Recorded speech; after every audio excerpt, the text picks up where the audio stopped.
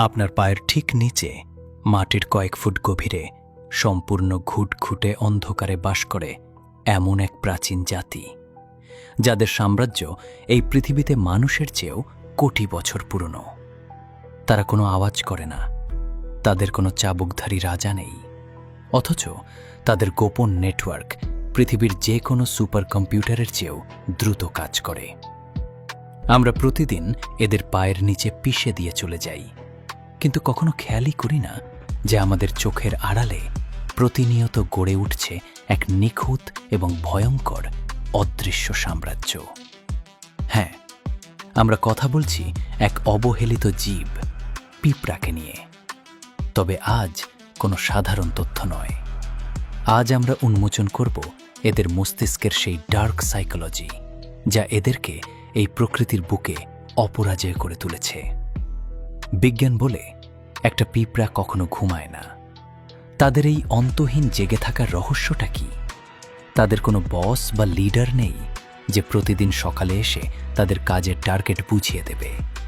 অথচ কোটি কোটি পিঁপড়ার এই কলোনিতে আজ পর্যন্ত একটা সেকেন্ডের জন্য কোনো বিশৃঙ্খলা তৈরি হয়নি। যখন চারপাশে প্রচুর খাবার থাকে, রোদ থাকে, তখন তারা অলসতা করে সময় নষ্ট করে না। তারা এক অদ্ভুত দূরদর্শিতা নিয়ে মাটির নিচে ভবিষ্যতের অন্ধকার দিনের জন্য খাবার জমা করতে থাকে। আর মানুষের সাইকোলজি? মানুষ একটু ভালো সময় পেলেই কমফোর্ট জোনে তলিয়ে যায়, আর খারাপ সময় আসলেই ডিপ্রেশনের অজুহাত খোঁজে। কিন্তু এদের আসল রহস্যটা লুকিয়ে আছে এদের কুইট না করার ভয়ঙ্কর মানসিকতায়। আপনি কখনো কোনো পিঁপড়ার রাস্তা আটকে দেখেছেন? একটা বড় পাথর বা দেয়াল দিয়ে দেখুন, সে কিন্তু সেখানে থমকে দাঁড়িয়ে থাকবে না।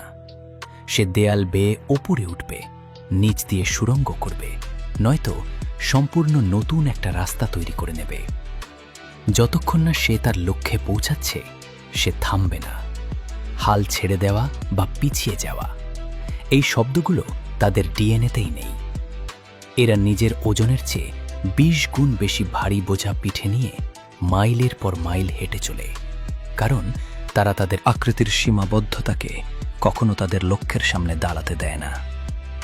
এই রহস্যময় প্রকৃতি আমাদের একটা বড় সত্য শেখায়।